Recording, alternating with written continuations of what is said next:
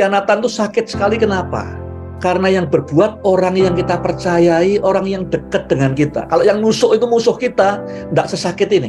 Tapi kalau yang nusuk itu teman yang kita percayai, orang yang dekat sama kita, itu lebih menyakitkan sekali.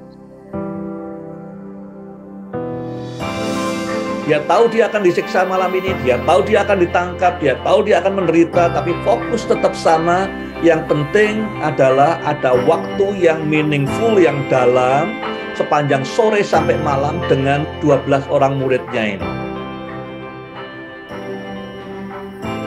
Hati-hati dengan hidupmu. Ya. Sangat berharga hidupmu bagi Tuhan. Dan itu sebabnya iblis mau menyerang engkau habis-habisan. Kalau sudah diserang iblis habis-habisan, tahu saja bahwa sesungguhnya saudara adalah aset yang luar biasa bagi kerajaan surga.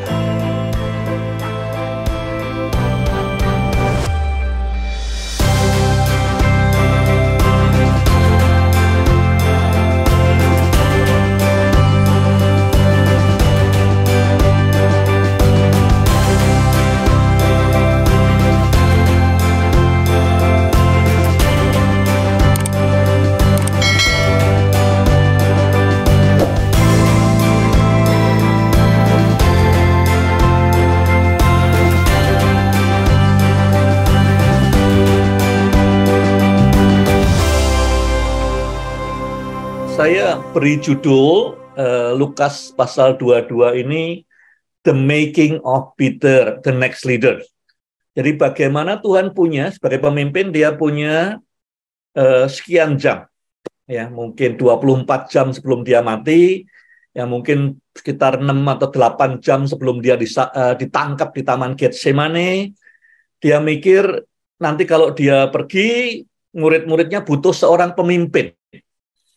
Dengan waktu yang ada, investasi terbaik adalah mempersiapkan Petrus sebagai pemimpin. Dia sudah menyiapkan selama 3 tahun ini. Tapi waktu yang masih ada ini untuk apa? Prioritasnya adalah pemimpinnya harus disiapkan betul-betul. Jadi saya beri judul bagaimana Yesus mempersiapkan Petrus sebagai pemimpin berikutnya. Ya, selama ini Yesus yang jalan di depan, setelah ini Yesus tidak ada, Petrus jalan di depan. Ya.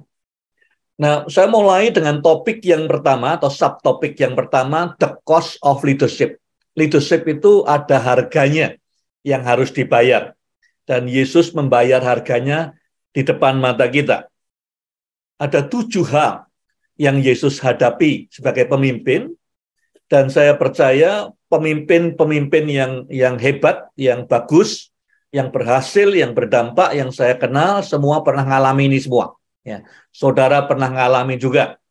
Yang pertama, yang harga yang harus dibayar, yang menyakitkan adalah ditolak oleh orang yang dilayaninya. Kita kembali ke pasal 9 kemarin, Yesus perjalanan terakhir ke Yerusalem, dia mau lewat Samaria. Tujuannya apa? Dia memberkati, menyembuhkan, mengajar, perjalanan terakhir ke Yerusalem. Tapi waktu orang Samaria yang mau ditolong, yang mau disembuhkan, yang mau dibangun oleh Tuhan Yesus, tahu bahwa tujuannya Yesus itu ke Yerusalem, mereka tidak mau karena mereka merasa direndahkan terus oleh orang Yerusalem, jadi tidak mau kalau kemudian dari mereka terus ke Yerusalem begitu. Jadi Yesus ditolak oleh orang yang mau ditolongnya. Nah, banyak pemimpin yang hebat, yang berdampak, yang sukses pernah ngalami ini. Ya, ditolak oleh orang yang dilayaninya, ditolak oleh orang yang disembuhkannya, ditolak oleh orang yang dibantu. Nah, saudara mungkin pernah ngalami ini juga. Maksudnya baik, nolong malah ditolak, ya, rejected. Nomor 2, dikhianati oleh orang yang dipercayainya. Ya, Yesus di ayat 48 dia dikhianati oleh Yudas.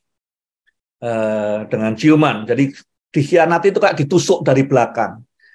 Pengkhianatan itu sakit sekali. Kenapa? Karena yang berbuat orang yang kita percayai, orang yang dekat dengan kita. Kalau yang nusuk itu musuh kita, tidak sesakit ini. Tapi kalau yang nusuk itu teman yang kita percayai, orang yang dekat sama kita, itu lebih menyakitkan sekali. Dan saya tahu banyak pemimpin, mungkin di ruangan Zoom ini juga pernah ngalami ini. Menyakitkan sekali. Ya. Tapi Yesus pernah ngalami, banyak pemimpin yang sukses lain pernah ngalami. Yang ketiga, disangkali. Ya, pada saat dia membutuhkan untuk didampingi, malah disangkali. Petrus nyangkali Yesus, mengatakan, aku tidak kenal dia. Ya. Siapa orang itu? Aku tidak kenal dia. Jadi orang yang dia kasihi, orang yang paling dekat sama dia, yang sering bareng sama dia kan Petrus, Yakobus, Yohanes. Tapi Petrus justru nyangkali berkata, aku tidak kenal dia. Itu menyakitkan. Ya, ya seperti kalau ada anak nyangkal ibunya karena ibunya miskin atau bapaknya, menyakitkan sekali. Dan banyak pemimpin pernah ngalami ini.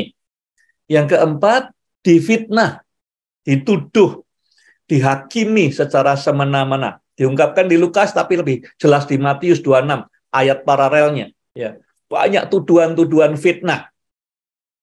Nah, Paulus ngalami, pemimpin lain ngalami semua. Difitnah, dituduh, dihakimi, dan tidak bisa membela diri.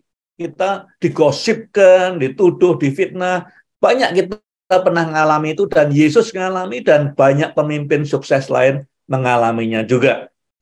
Yang nomor 5, dikatakan pada saat Yesus ditangkap, semua muridnya meninggalkan dia, sesuai Markus 14. Jadi ditinggalkan. Saya kapan hari dengar seorang hamba Tuhan, pendeta yang cukup terkenal, saudara mungkin kenal juga, ya, berkata pada saya bahwa yang namanya jadi pemimpin, jadi gembala, kadang-kadang kita justru merasa kesepian. Ya, ini gembala udah puluhan tahun, dia bilang kalau pas hari-hari tertentu semua anggota jemaatnya kita dorong untuk berkumpul dengan keluarganya, kita merasa kesepian, sendirian rasanya, ditinggal pergi, rasanya seperti itu. Tapi Yesus pernah mengalami sungguh-sungguh ditinggal pergi. Semua muridnya, semua yang selama ini dia didik, meninggalkan dia semua. Ya, bahkan Petrus ikutnya dari jauh sekali. Ya. Kemudian nomor 6, dia dihina, diolok-olok, ayat 63, pasal 22. Direndahkan, diolok-olok, dipermalukan di depan umum. Ya. Dan banyak pemimpin pernah ngalami, Yesus pernah ngalami. Nomor 7, di-abuse, mistreated. Ya, mungkin dipukul, mungkin diancam. Abuse bisa aja mentally, secara mental, bisa aja secara fisik.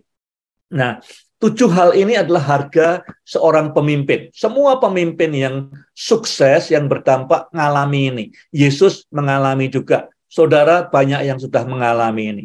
Pelajarannya apa? 3 hal yang saya ingin saudara bawa pulang dari 7 harga ini. Yang pertama, jangan kecil hati kalau mengalami salah satu dari 7 ini. Karena apa? Yesus sudah jalani. Ya, jadi tidak ada yang terlalu besar. Pemimpin kita jalani, kita ikut saja. Jadi kalau sudah mengalami ditinggal pergi, kesepian, jangan terlalu kecil hati.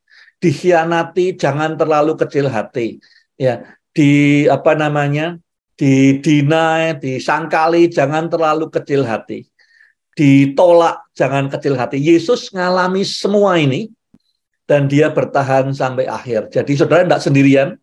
Saya bisa saksikan banyak pemimpin yang berhasil, yang saya kenal ngalami semua ini. Jadi ini common, hal yang wajar pemimpin ngalami. Ya.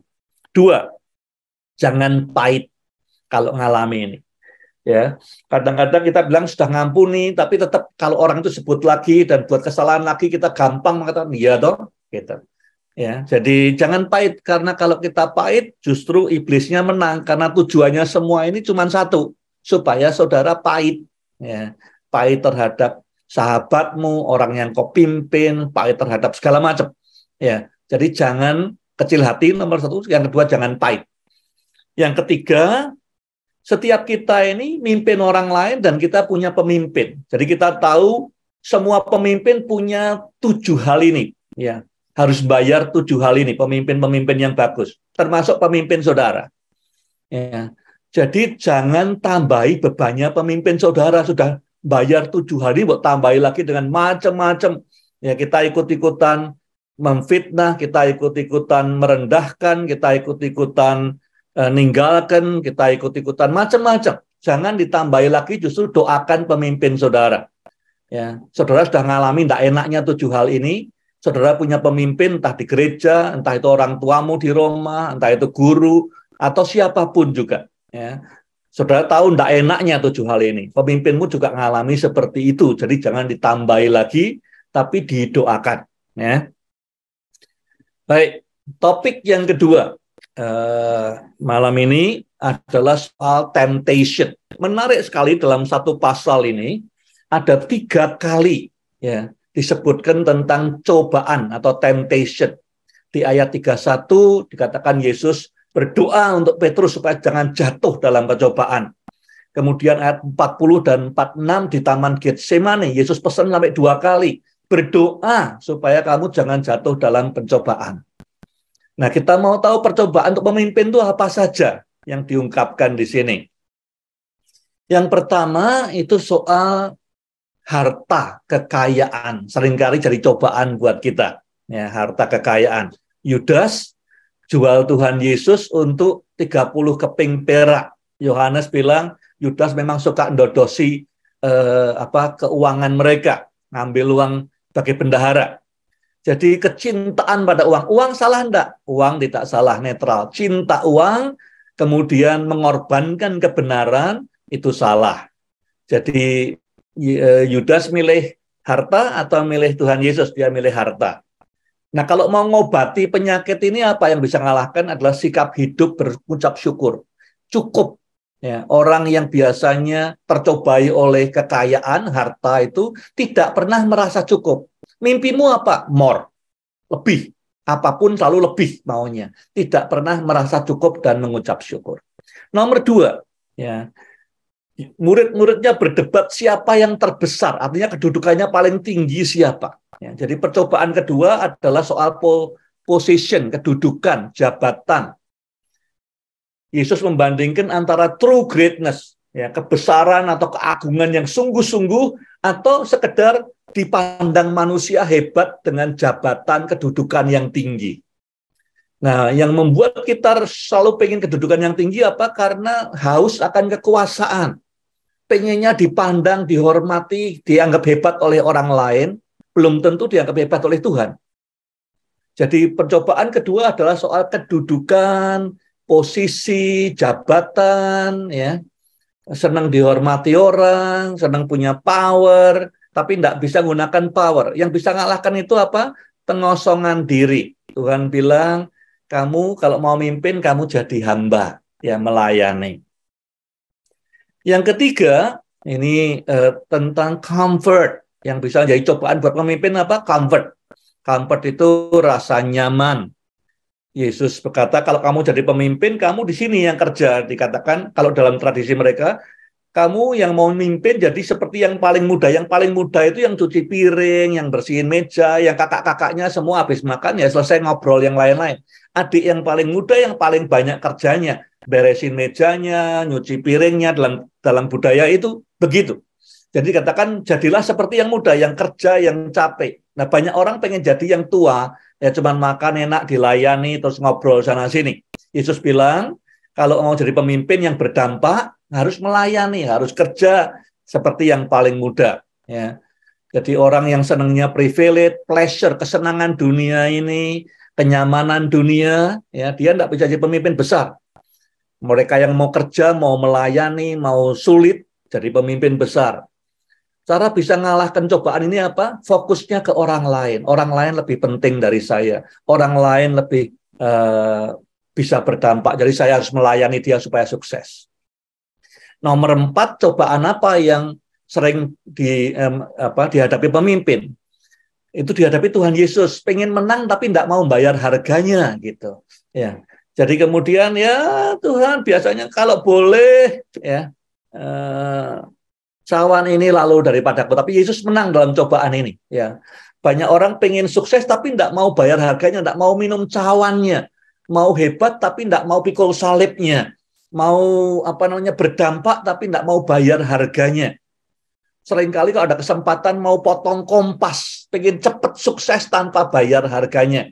Ya, yang bisa mengalahkan ini apa? Courage. Tuhan Yesus jadi contohnya. Kehendakmu jadi Tuhan. Dia minum cawan itu, keberanian untuk membayar harga dan menderita. Yang nomor 5, yang menjadi cobaan kita adalah revenge, balas dendam. Dalam diri kita itu ada, kalau kita bisa baleskan ke orang lain apa yang dia buat, itu rasanya ada kepuasan sendiri daging kita. Ya. Jadi waktu ini ceritanya tentang orang yang mau nangkap Tuhan Yesus, kemudian apa namanya, Petrus ambil pedang, dipotong telinganya, ya. Telinganya Malkus terpotong, Yesus ngambil potongan, disembuhkan. Jadi sejarah tradisi mengatakan Malkus kemudian ikut menikmati penampakannya Tuhan Yesus sebelum Yakobus, ya, dalam tradisi yang ditulis oleh Jerome, yang Bapak Gereja. Malkus ini sempat melihat Yesus yang dibangkitkan, menerima kain kafannya Tuhan Yesus dan segala macam. Transformasi terjadi, orang yang mau menjahati Yesus disembuhkan. Ya. Jadi yang bisa ngalahkan dengki, ya, balas dendam adalah pengampunan, anugerah. Dan yang keenam, Petrus ini orang yang berani sekali, tapi dia berani dan mengandalkan dirinya sendiri. Akhirnya dia gagal, dia nyangkali Tuhan Yesus. Ya, dia bukan pengecut. Di dalam Injil Matius, Markus, Lukas tidak disebut namanya siapa yang motong telinganya tentaranya Bait Allah ini. Dalam Injil Yohanes yang ditulis di 60 tahun setelah peristiwa ini, ya, Yohanes menulis sesungguhnya yang motong itu Petrus. Jadi Petrus berkata bahwa aku rela masuk penjara, rela mati, itu bukan sesumbar. Dia orang berani. Yohanes menjelaskan Petrus itu bukan pengecut, dia pemberani. Salahnya dia adalah dia mengandalkan kekuatannya sendiri. Ya, dia pemberani. Yang dibutuhkan, tapi kemudian dia menyangkali Tuhan Yesus karena dia bingung. Ya, yang dibutuhkan kerendahan hati, berserah, bukan mengandalkan kekuatannya sendiri. Nah, saya mau ajak saudara untuk merenung sejenak, ya, mungkin supaya tidak terlalu overwhelmed. Renungkan 45 detik ke depan, ada 6 hal yang saya sampaikan di sini, cobaan-cobaan yang sering menimpa pemimpin-pemimpin.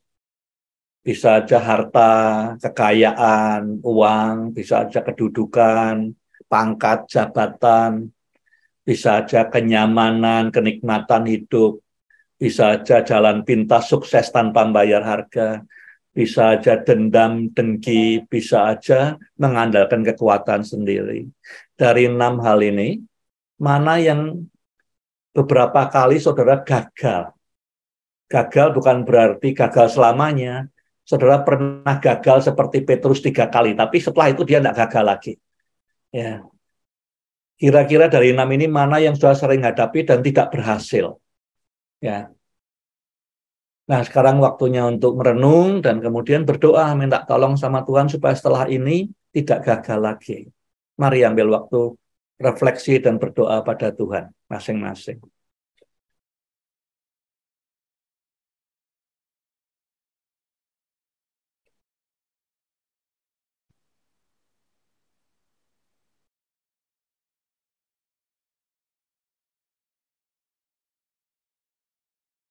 Topik berikutnya, Yesus memberi pelajaran apa pada kita pada 6 jam terakhir hidupnya. Ya, jadi 6 jam terakhir sebelum dia disalibkan atau ditangkap, maksud saya, bukan disalibkan, ditangkap ya, malam itu. Apa saja yang dia kerjakan yang menolong kita untuk bisa menjadi pemimpin yang lebih baik. Ya, the final 6 hours sebelum ditangkap di Taman Getsemani. Nomor 1, dia tetap menjaga prioritas dan fokusnya, walaupun di masa yang sulit sekali.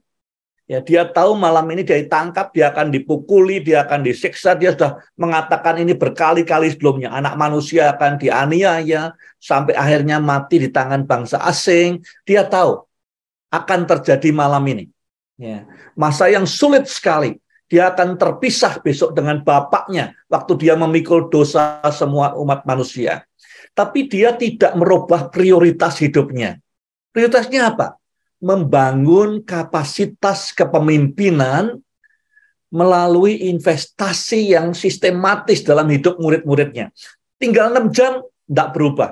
Ya, kalau pemimpin lain bisa aja, wah sekarang harus kita keadaan darurat, bagaimana nyiapkan ini, nulis ini, dan segala macam. Dia tidak. 6 jam yang ada, 6 jam untuk membangun kepemimpinan murid-muridnya. Itu yang kita akan lihat di poin-poin berikutnya.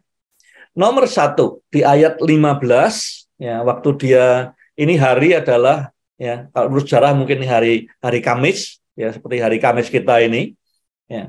Dan kemudian sudah agak siangan, dia putuskan akan berkumpul dengan murid-muridnya. Ya, dikatakan, aku rindu sekali untuk bersama dengan engkau, makan bersama dengan engkau. Jadi, kalau sudah tahu di acara yang paling genting sekalipun, kadang-kadang sebagai orang tua kita tidak sempat ambil waktu dengan anak, kadang-kadang dengan anak buah kita tidak apa waktu, karena ngurusi proyek-proyek yang penting, yang genting, yang urgen. Yesus tidak. Dia tahu dia akan disiksa malam ini, dia tahu dia akan ditangkap, dia tahu dia akan menderita, tapi fokus tetap sama. Yang penting adalah ada waktu yang meaningful, yang dalam, sepanjang sore sampai malam dengan 12 orang muridnya ini. Ya. Apa yang dia mau sampaikan? Dia mengatakan, di atas semua yang terjadi, kamu adalah prioritas buat saya. Membangun kapasitas mereka, spend time, menghabiskan waktu dengan mereka, itu adalah prioritas buat pemimpin. Ya, apapun keadaannya. Sebagai orang tua juga harus sama pada anak-anak kita. Apapun keadaannya, proyek genting, urgen, segala macam. Anak perlu tahu bahwa di atas semua kerjaan, di atas semua pelayanan, di atas semua tugas, anak-anak adalah yang terpenting dalam hidup kita. Nomor 3, dia memberi contoh, ya, kepada murid-muridnya, meneladankan kepemimpinan hamba. Dia membangun fondasinya, kepemimpinan yang Alkitabiah itu dasarnya adalah kepemimpinan hamba. Dia berkata, aku ada di tengah kamu sebagai pelayan. Tidak cuma ngomong, tidak cuma ngajari, ya, tidak cuma nulis buku, dia ngelakuin di tengah mereka, beri contoh. Ini fondasinya, semua kepemimpinan. Beda dengan dunia. Dasarnya yang membedakan apa? Aku di tengah kamu sebagai hamba. Ya. Kepemimpinan boleh macam-macam konsepnya, landasannya yang namanya Alkitabiah adalah kita melayani orang yang kita pimpin. Nomor 4, ya, dia menggarisbawahi sekali lagi, ya, pentingnya strategi untuk sukses itu kalau kita mau berserah pada Tuhan. Bukan maunya kita, tapi maunya Tuhan. Cuman satu strategi dia bilang, kalau mau menyelamatkan dunia, ya surrender. Kalau maunya kepinginnya saya, Yesus bilang, ya tidak usah dia dianiaya, tidak usah mati di kayu salib dan segala macam. Tapi keinginan Tuhan yang jadi, kehendak Tuhan yang jadi, supaya dunia diselamatkan. Strategi sukses cuma satu, surrender pada kehendak Tuhan. Nah, seringkali kita menghadapi kekhawatiran, kegelisahan, karena apa? Kita gontok-gontokan dengan kehendak Tuhan. Ya, kita tidak sinkron dengan kehendak Tuhan. Kehendak kita berlawanan dengan kehendaknya Tuhan. Nomor 5, dia sampaikan the most powerful, senjata yang paling ampuh di tanganmu adalah pengampunan. Pengampunan itu yang merubah hidup orang. Mujizat terakhir Tuhan Yesus, ya, jarang orang nyebut ini, mujizat terakhir Tuhan Yesus adalah mengembalikan telinganya si Malkus. Kesembuhan yang terakhir yang dia buat sebelum dia disalibkan, dikerjakan kepada orang yang akan nangkep dia, yang akan nyiksa dia, yang akan bunuh dia, justru ditempelkan. Yesus ngajari pada murid-muridnya apa? Yang paling powerful. Senjata apa yang kamu punya adalah pengampunan. Ampuni. Kalau saudara hari ini masih ada orang yang tidak saudara ampuni, saudara mungkin sudah pikir diampuni, tapi kalau begitu orang yang bersangkutan salah sekali lagi, langsung judgment ada, itu artinya belum diampuni. Itu akan membebani saudara. Strategi paling powerful untuk hidupnya bahagia adalah mengampuni. Yang nomor 6, di ayat 61, ya, waktu Petrus menyangkal 3 kali, ayam berkokok, Yesus kemudian menoleh. Petrus menoleh, Yesus noleh. Tatapan wajah dengan Tuhan Yesus. Tatapan wajahnya Yesus bukan tatapan wajah menghakimi, ya, bukan tatapan wajah marah, tapi tatapan wajah yang mengatakan, I forgive you. Ya, aku ngerti kamu siapa. Dari tadi siang aku sudah ngerti kamu akan nyangkal dan sudah tak ampuni. Ya, I forgive you. Aku tahu usahamu, aku tahu hatimu, aku sudah tahu, sudah tak bilang tadi siang bahwa kamu akan berbalik lagi. Jadi Tuhan memberi space kepada Petrus untuk dia ngalami semua ini supaya dia kemudian bisa menolong saudara-saudaranya yang lain. Ya, dia pernah merasakan pahitnya gagal nyangkal Yesus 3 kali. Tapi wajahnya Yesus bukan wajah penghakiman, tapi wajah grace, anugerah. Ini membangun confidence pada Petrus. Ada pengampunan di dalam Tuhan dan dia perlu menolong saudara-saudaranya yang lain. Ini topik kita malam ini. Bagaimana Tuhan Yesus mempersiapkan Petrus untuk memimpin murid-murid rasul-rasul ini. Ya. Nah, Tuhan Yesus punya tujuan. Dia bilang, nanti setelah kamu insaf, kuatkanlah saudara-saudaramu. Jadi tujuannya Yesus mempersiapkan Petrus adalah supaya menguatkan saudara-saudaranya ini nanti. Tujuannya itu, goalnya. Ya. Nomor 1, Petrus dan Yohanes dipilih untuk mempersiapkan makan malam. Jadi dia suruh pergi ke desa di depan sana, ketemu orang bawa kendi, ikuti orang itu, masuk rumah, temui yang punya rumah, tanyakan semua. Kesimpulannya di ayat 13, Petrus berkata kepada orang-orang bahwa persis seperti yang dikatakan tadi terjadi semua. Artinya apa? Mujizat. Tuhan tidak pernah datang ke sana, tidak kirim WA, tidak kirim text message, tapi malaikat Tuhan bagaimana caranya menuntun orang yang punya rumah untuk tahu apa yang akan terjadi. Jadi poin yang pertama, kesannya Petrus dan Yohanes adalah, this must be God. Ini pasti Tuhan, kalau tidak mungkin. Ya. Karena tidak ada WA, tidak ada teks, tidak ada macam-macam. Dan kita bersama Yesus terus. Kalau terjadi ini mujizat, ini pasti Tuhan. Jadi yang pertama, yang mau dititipkan Tuhan Yesus pada Petrus adalah bahwa we are in the business with God. Ya, satu hal untuk bangun pemimpin adalah tahu bahwa orang perlu tahu we are in the business with God.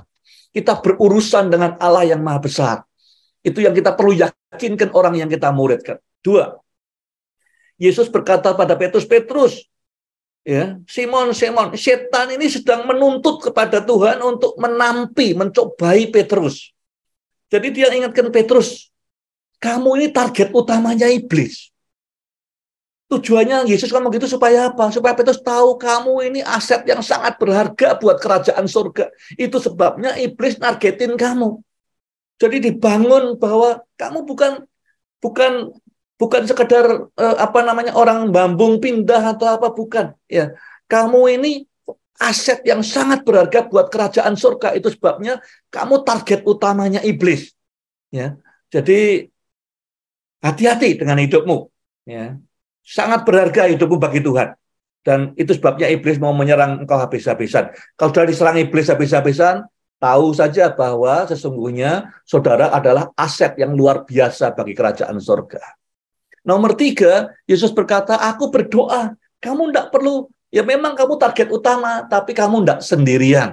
Ya. Yang ketiga, kalau sudah menyiapkan pemimpin berikutnya, tentu beritahu tidak sendirian, kamu tidak sendirian. Ya, walaupun kelihatannya sendirian, ya, tapi tidak sendirian. Aku berdoa buat kamu, mendampingi dalam doa. Yang keempat, Yesus berkata kepada Petrus, I believe in you. Dikatakan nanti kalau kamu sudah bertobat, insaf. Ya. Artinya Yesus tahu dan beritahu Petrus, kamu pasti akan bertobat. Aku percaya kamu tidak akan jatuh. Kamu akan fall, tapi tidak fail. Kamu bisa aja tidak berhasil, tapi bukan gagal. Ya, kamu akan berbalik. Jadi aku percaya hatimu itu benar. Ya, kamu mungkin tidak berhasil 1 kali, 2 kali, tapi kamu akan berbalik. Ya, you will turn around. Yang kelima, Yesus berkata, I trust you. Aku berani mempercayai engkau, maka dia berikan tugas yang lebih besar lagi setelah ini. Dikatakan nanti kalau kamu sudah berbalik, kuatkanlah saudara-saudaramu. Kamu punya tugas tanggung jawab. pernah tidak berhasil, pernah 3 kali tidak berhasil, tetap Tuhan berkata, nanti kalau kamu sudah berbalik, kamu dipercayai oleh surga untuk mengembalakan saudara-saudaramu. Nomor 6, Yesus atau Tuhan itu pakai segala macam untuk menyiapkan Petrus. Pertama dia pakai Markus. Ya, Markus ini disebut oleh Matius, Markus, Lukas tidak nyebut namanya. Yohanes sudah membaca mungkin kitab-kitab ini, dia lihat Markus ini budaknya imam besar. Ya, yang dipotong telinganya oleh Petrus, kemudian dikenal oleh pembacanya Yohanes. Jadi Yohanes ingin mengatakan pada semua orang beberapa hal. Satu, bahwa Petrus itu bukan pengecut. Dia berani betul-betul motong telinganya musuhnya. Ya. Tapi lebih berani menyembuhkan daripada membunuh musuh. Yesus, yang dikerjakan Yesus itu merubah hidupnya Markus. Yang dikerjakan Petrus bisa menyebabkan permusuhan lebih jauh. Jadi Markus dipakai untuk menyadarkan Petrus. Power dalam pengampunan lebih besar daripada pedang yang dia miliki. Yang kedua, ada anak gadis kecil, slave, budak kecilnya imam besar juga. Dia yang pertama nanya ke Petrus sehingga Petrus nyangkal. Ya. Petrus bisa ngalami jadi Petrus seperti yang kita baca ini karena ngalami penyangkalan 3 kali yang membuat dia nyangkal, bukan serdadu Roma yang kuat. Gadis, budak itu tidak punya hak, gadis perempuan tidak ada haknya lagi waktu itu. Jadi Petrus merasa, iya dia kalahnya bukan sama serdadu Roma, bukan sama raksasa, orang Filistin yang ngalahin dia, dirinya sendiri sesungguhnya. Ya, karena dia mengandalkan dirinya sendiri. Yang nomor 3, Tuhan pakai ayam jantan. Bayangkan, ayam jantan mungkin sudah nunggu dari tadi.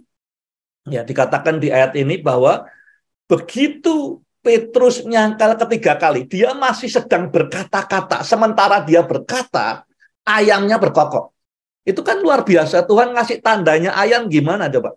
Ya, kok enggak sebelumnya berkokoknya, enggak setelahnya? Atau setelah Petrus berhenti ngomong baru dia berkokok? Pas dia ngomong, ayam berkokok. Jadi ayam mungkin sudah nunggu dari tadi, ya kapan dia berkokoknya. Tapi ayam dipakai karena perkataan Tuhan sebelumnya. Ya, sebelum ayam berkokok, kamu nyangkali aku 3 kali. Jadi ayam berkokok kemudian membuat Petrus sadar omongan Yesus sebelumnya. Terus dia noleh ke Yesus, Yesus noleh ke dia. Pandangan mata Yesus itu masuk ke dalam. Dan dia dikatakan dia nangis, lari keluar dengan sedihnya.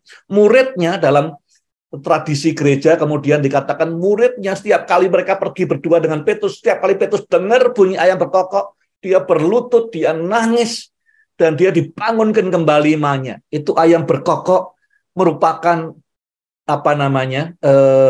alat revival untuk kembali ke kasih mula-mula. Dia ingat peristiwa itu. Nah, yang terakhir, pelajaran yang penting dari semua persiapan untuk membuat Petrus di 6 jam terakhir ini, di final hidupnya Yesus belum disalib, adalah jangan bersandar pada kekuatanmu sendiri. Jangan mengandalkan dirimu sendiri. Engkau memang berani, engkau memang kuat, ya, engkau memang mungkin punya bakat kepemimpinan. Jangan bersandar pada kekuatanmu.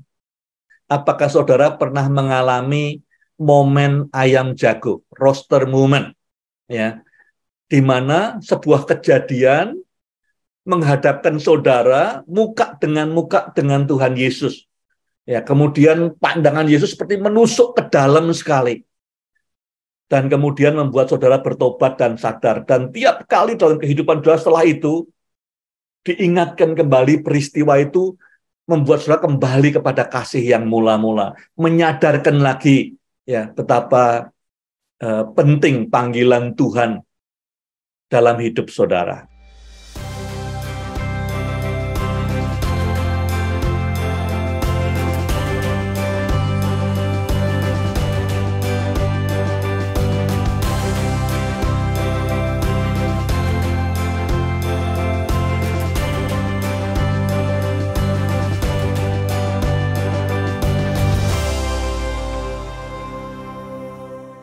Di ayat 24 sampai 27 ini penting sekali, ya. Kalau tidak salah, ada orang belajar di Alkitab kita itu kata kepemimpinan ya itu hanya muncul 6 kali di Alkitab. Tapi di momen-momen lain di mana Alkitab itu membahas kepemimpinan, yang dipakai adalah hamba.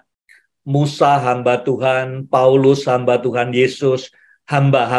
Tapi tulisan kepemimpinan hanya muncul 6 kali. Dan di sini dijelaskan sama Tuhan Yesus, kepemimpinan yang Alkitabiah itu berlawanan dengan kepemimpinan dunia. Jadi kalau kita mau mimpin dengan cara dunia dimasukkan ke gereja, tidak pas. Ya, kepemimpinan hamba itu landasan yang membedakan kita dengan kepemimpinan di luar sana semua. Apa saja sih karakteristik ya kepemimpinan hamba ini? Ada 5 hal. Nah, kalau sudah mengatakan saya pemimpin Kristen, tapi cara mimpinnya bukan seperti yang Tuhan ajarkan di sini, ya mungkin kita pakai cara kepemimpinan dunia. Itu yang Yesus bilang, bukan begitu cara kita mimpin. Nomor 1 ya adalah empathy. Peduli dengan orang yang kita pimpin. Secara terus-menerus berusaha tiap hari untuk lebih memahami orang yang saudara pimpin. Tujuannya apa? Kita bisa merasakan apa yang mereka rasakan. Bisa berdiri di atas sepatunya mereka. Empathy itu artinya kita menjadi seperti seakan-akan kita yang ngalami itu. Ya, jadi ciri yang pertama kepemimpinan hamba itu empathy. Ya, empathy, kalau simpati itu artinya kamu sedih, saya ngerti kesedihanmu. Kalau empathy itu kita menjadi bagian di sepatunya orang itu. Jadi berusaha memahami orang yang kita pimpin supaya kita bisa merasakan apa yang dia rasakan, kerinduannya bertumbuh dan segala macam. Yang kedua, pertumbuhan rohani dan pertumbuhan profesi itu adalah prioritas saudara untuk orang yang saudara pimpin. Seperti Tuhan Yesus. Ya, tinggal 6 jam fokusnya kemana? Pertumbuhannya orang yang dia pimpin. Dia nyiapkan Petrus karena pemimpin itu penting, bagaimana dia bisa bertumbuh untuk bisa memimpin, menguatkan saudara-saudaranya. Jadi apapun yang saudara buat, selalu pikir bagaimana, entah itu proyek kepanitiaan ini, proyek bikin buku, proyek pelayanan mengunjungi rumah sakit, proyek apapun juga, harus sudah bertanya apakah ini menolong orang yang saya pimpin untuk bertumbuh rohaninya dan secara profesi. Jadi nomor 2 itu memfasilitasi pertumbuhan orang yang saudara pimpin. Nomor 3, pemimpin hamba, ya, servant leadership itu menggerakkan orang. Pemimpin selalu menggerakkan orang dari titik A ke titik B. Tapi pemimpin yang Alkitabiah itu menggerakkannya bukan dengan kekuasaan, kedudukan, dan jabatannya, bukan dengan ancaman, tapi dengan persuasion, dengan pengaruh, dengan inspirasi. Jadi kalau cara kita mimpin menggunakan otoritas, otoritarian, kekuasaan kita ancam dengan gaji, kita pakai jabatan kita supaya itu jadi, itu bukan servant leadership. Servant leadership gerakkan orang lewat persuasion, ya, pengaruh dan inspirasi, sehingga orang ingin sendiri ikut. Ya. Nomor 4, kepemimpinan hamba itu memimpin melalui peneladanan. Saya sering katakan, orang dunia berkata, ya, peneladanan itu salah satu cara untuk memuridkan. Saya katakan tidak. Peneladanan itu satu-satunya cara untuk memuridkan dan memimpin. Yesus berkata, ya, aku ada di tengah-tengahmu sebagai pelayan, sebagai hamba. Dia cuci kaki murid-muridnya, dia ngeladeni, orang Jawa bilang, ngasih roti ke murid-muridnya, bagi nuangkan anggur ke murid-muridnya, itu pekerjaannya pelayan. Ya. Nah, nomor 5, active listening. Jadi menghargai orang yang dia pimpin. Banyak pemimpin merasa aku paling pinter, jadi tidak perlu dengar orang yang tak pimpin. Ya. Tapi pemimpin hamba mengatakan kepada yang dipimpinnya, apa yang kamu pikirkan, apa yang kamu katakan itu penting buat saya dan penting buat organisasi pelayanan perusahaan ini. Ya, banyak anak ngeluh, ya, bapaknya mungkin pendeta, bapaknya mungkin pemimpin persekutuan rohani sekali, tapi anak banyak ngeluh karena tidak pernah didengarkan oleh orang tuanya. Orang tua merasa buat apa dengerin anak-anak, belum ada pengalaman, masih hijau dan segala macam. Tapi pemimpin hamba berkata pada anak-anaknya, dia seorang ayah atau ibu, berkata pada murid-murid, dia seorang guru, berkata pada pegawai kalau dia seorang direktur perusahaan, berkata pada jemaat kalau dia seorang pendeta, apa yang kamu katakan, apa yang kamu pikirkan, itu penting buat saya dan penting buat gereja ini, buat perusahaan ini, buat keluarga kita. Itu yang namanya active listening, mendengarkan untuk memahami betul-betul. Ya, jadi orang semua ingin ngomong karena pemimpinnya mau mendengarkan dengan aktif. Jadi ini 5 hal karakteristik pemimpin hamba. Di luar ini, kita pakai pemimpin yang model dunia. Yesus bilang, cara kita mimpin lain dengan dunia. Cek apakah 5 ini ada dalam hidup saudara. Jadi saya buat tool sederhana ini, ya, saudara bisa pakai. Ya, nanti malam, besok direnungkan. Nomor 1, kalau 5 itu artinya nilai 5 hampir tiap kali kita terlihat itu dalam kehidupan kita, empati. Ya. Kalau kita kasih angka 4 itu ya sering, nomor 3 itu kadang-kadang, nomor 2 jarang-jarang, nomor 1 tidak pernah. Ya. Jujur dengan diri sendiri, dikasih, dicentang di mana kita dalam mementingkan pertumbuhan orang yang kita pimpin, mimpin dengan peneladanan, active listening, kasih sendiri skornya, ya. Kemudian setelah itu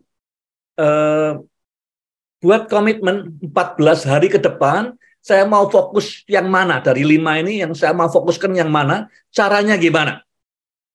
Nah, kalau saudara berani ya, dan sungguh-sungguh ingin bertumbuh, kalau saudara seorang ayah atau seorang ibu punya anak-anak yang sudah bisa memahami, suruh anaknya ngisi. Seorang suami suruh istrinya ngisi. Untuk lihat sebagai pemimpin keluarga, kita diberi nilai berapa oleh orang yang kita pimpin. Itu penting. Ya, bukan supaya dijudge, bukan. Supaya kita tahu di mana kita bisa bertumbuh. Kalau saudara punya tim, karyawan, tim, pengerja, ya, kasih kalau saudara berani supaya mereka memberi nilai pada saudara, supaya saudara tahu pandangan mereka. Kadang-kadang kita beri nilai kita 5 semua, tapi orang yang kita pimpin bilang, rasanya kok enggak sampai segitu. Gitu. Nah, kita bisa tahu dari situ, dan kemudian memutuskan, oke, di area ini saya mau bertumbuh, di area itu saya mau bertumbuh 2 minggu dari sekarang. Jadi yang penting adalah alat ini bukan untuk lulus tidak lulus, bagus tidak bagus, bukan. Tapi untuk mengerti kita fokus kemana menjadi hamba yang lebih baik. Pada ujungnya kita ini cuma hamba saja. Ya. Jadi hamba lebih baik itu penting jadi kemudian. Jadi alat ini menolong kita bukan untuk bangga, untuk sedih skor kita berapa, tapi untuk tahu bagaimana, fokus di mana, jadi hamba yang lebih baik.